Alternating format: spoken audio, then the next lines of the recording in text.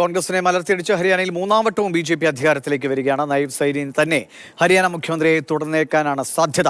BJP പ്രവർത്തകർ വിജയാഘോഷത്തിലാണ്. അല്പസമയത്തിനകം തന്നെ പ്രധാനമന്ത്രി നരേന്ദ്രമോദി പ്രവർത്തകരെ അഭിസംബോധന ചെയ്യും. ബാലഗോപാൽ വിവരങ്ങളുമായിട്ട്. ബാലഗോപാൽ, എപ്പോഴാണ് പ്രധാനമന്ത്രി പ്രവർത്തകരെ കാണുന്നത്? വലിയ ആവേശത്തിൽ തന്നെയായിരിക്കും. ഹരിയാനയിലെ തുടർച്ചയായ മൂന്നാം വട്ടം, ജമ്മു കാശ്മീരിലെ ജമ്മുവിലെ മികച്ച പ്രകടനമൊക്കെ BJPക്ക് വലിയ ആത്മവിശ്വാസമാണല്ലോ.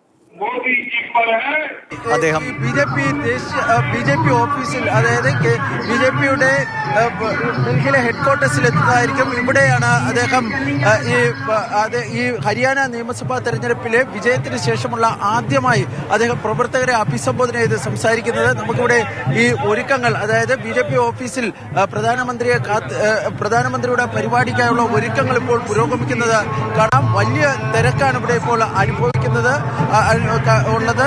അതായത്